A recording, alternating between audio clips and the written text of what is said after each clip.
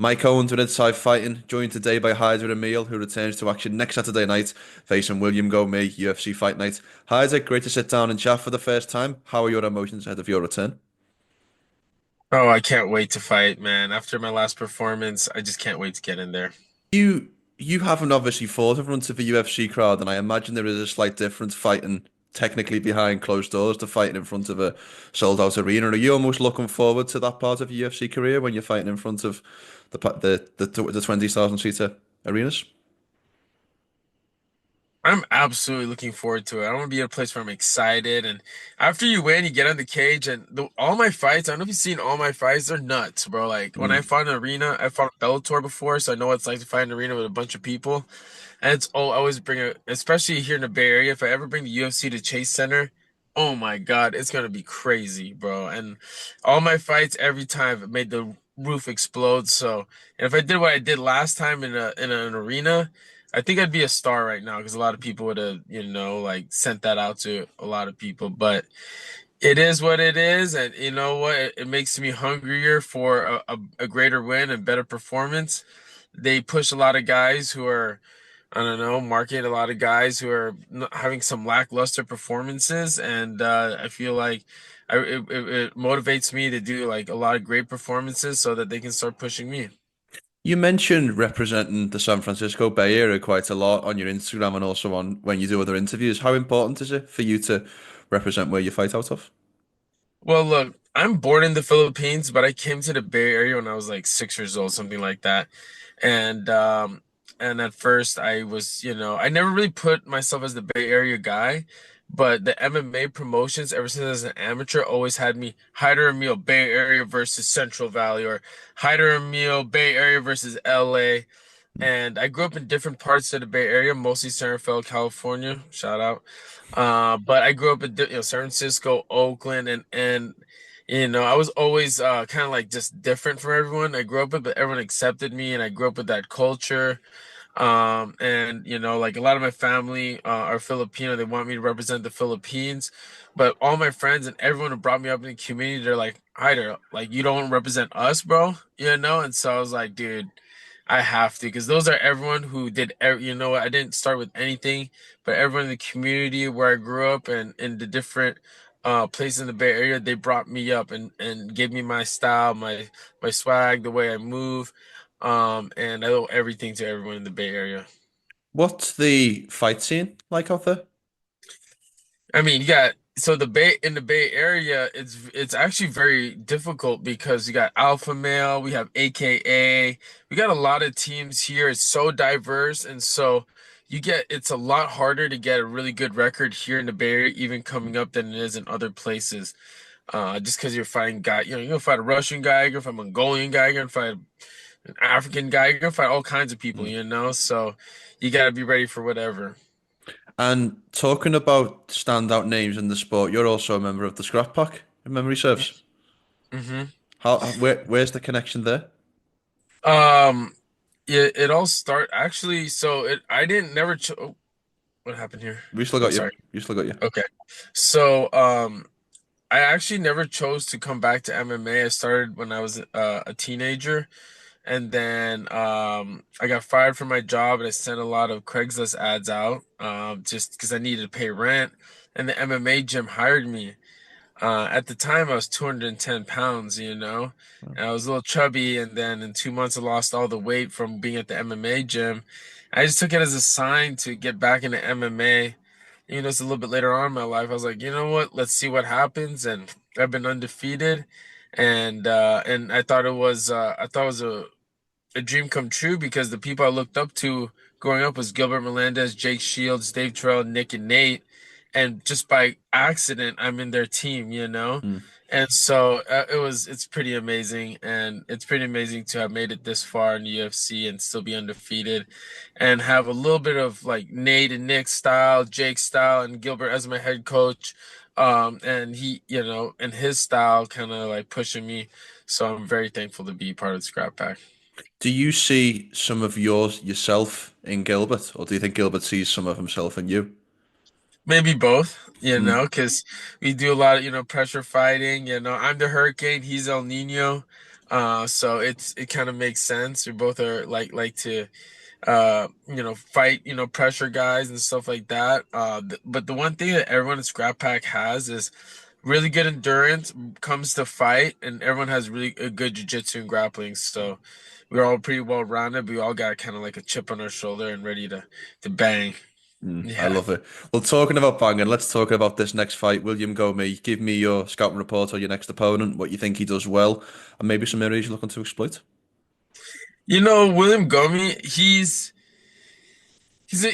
tall, he's a southpaw, he's athletic. He's a really good kickboxer. He has like 4 wins in the UFC. I think he's running like a 10, 11 fight win streak.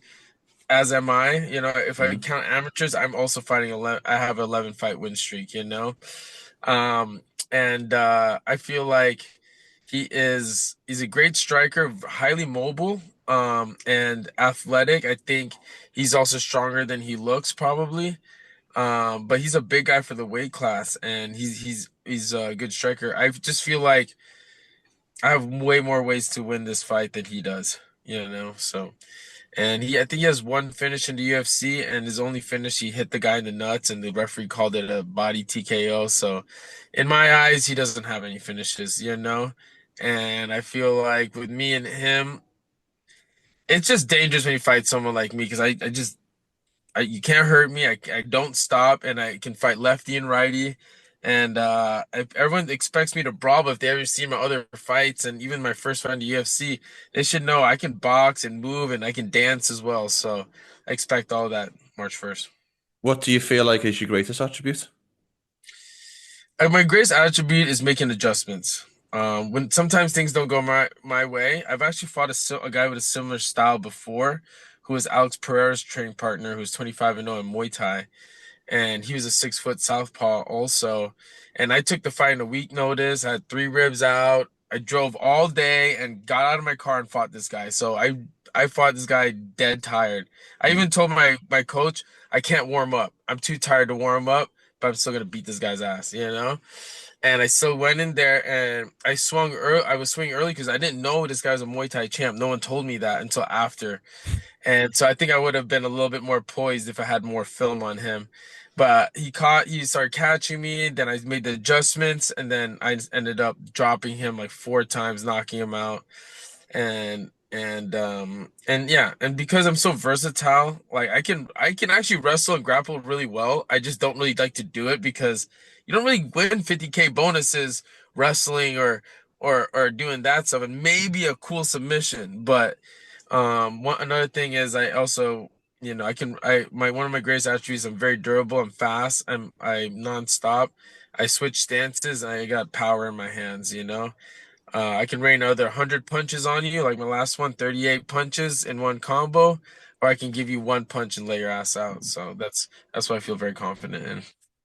Brito's last fight was, sorry, William Gomis' last fight was against Joanderson Brito in UFC Paris last year. I was actually at that fight. Quite a Mhm. surprising moment when the Parisians are booing the Frenchman after the decision. Was there anything about that fight or that performance that changed your opinion of your next opponent, or that you look at and go, if Brito can have that success, I can do something similar? Oh, I feel like I'm way better than Brito standing up. I feel like he's overly aggressive. I felt like he might have won that fight actually. It was a close fight. But what it did show me about William Gomis is that he will fight and he will go in there and he's a sharp, smart striker. He's okay at grappling. I'm sure with striker versus striker, there's gonna be like grappler versus grappler. They're gonna strike striker versus striker. There's gonna be an element of grappling in there. I wouldn't be surprised if he shoots on me or goes for a takedown. Especially if I start landing on him. Everyone does. But I know he's an intelligent fighter. I know he's a tactical and he likes to fight from a distance, which makes it, even though he doesn't have a lot of finishes, a guy like that could be very hard to beat. So that's one thing I'm planning for. When we talk about your career a little bit more generally, what are your major goals in the sport when you look at what you want to accomplish? I hope to break into the top 10, top five at the end of this year. I will start William Gomes, number 22. I hope to finish him, get to the top 20, maybe call someone out. I don't know, fight someone top 15, top 10, and then go from there. But I would love a fight in the Chase Center here in the Bay Area. I'd also like a fight. I would love to do Thrilla in Manila #2 in the Philippines. That would be Wow.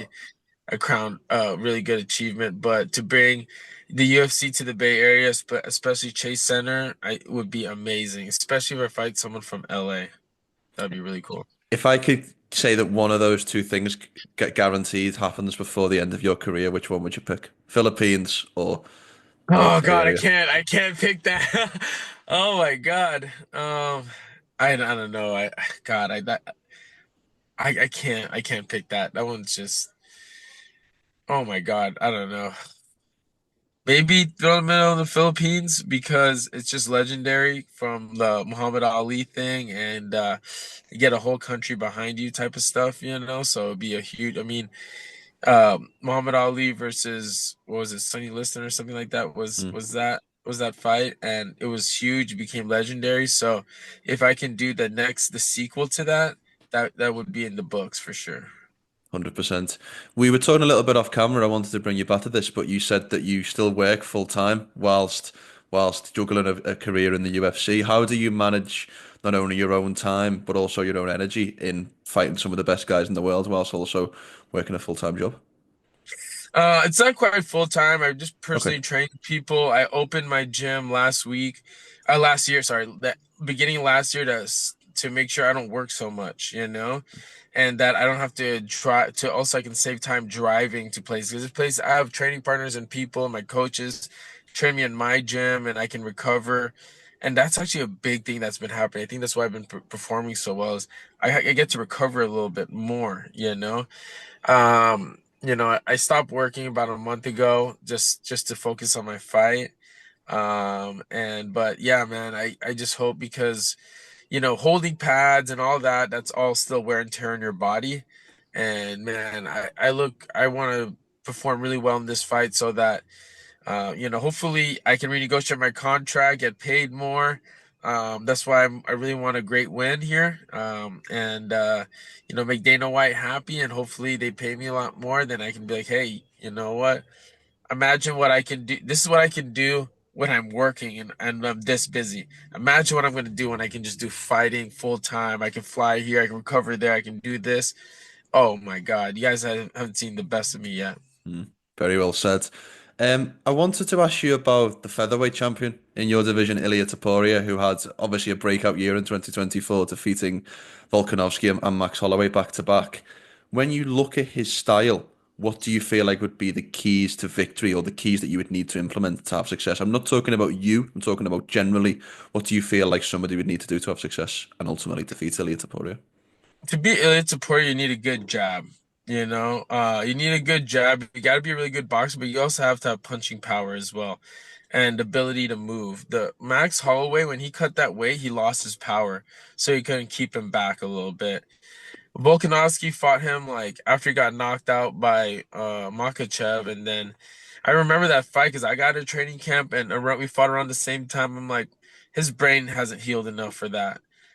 You also need a sturdy chin because the guy hits like a Mack truck. So, as someone, if you can be mobile, have really good boxing. But another thing is he's been dropped twice with a head kick, left head kick. Mm. So I feel like if you can put that there, because he's very squat, you know. So if you do long knees, head kicks, and stuff like that, but you definitely need a really good boxing base. I mean, as well as grappling, wrestling base as well. But you definitely need that in order to beat Ilia Topuria. Well, last question from me, and thank you so much for your time. When you visualize March 1st, talk me through what a perfect day looks like from morning to night. Perfect day is I finish him another viral way. Mm. I don't really know what I'm gonna do in there. I just know I'm gonna do something. Kind of like it just happens in the moment for me. And I feel like I can finish him. I feel like I land on his little head. I'm gonna knock his ass out. But again, I've been through wars, been through hard fights, I've been through fights where they don't go exactly how you think. So I'm ready for whatever. If we get to a blood, tooth and nail battle, I'm down for that too. But perfect day looks like me knocking his head off, another viral moment or another crazy finish. I love it. Well, Hyder, thank you so much for your time. Great to chat for the first time. Have a great and safe rest of camp, and best of luck for the next fight. Thanks, Mike. Thanks for having me. Have a good one.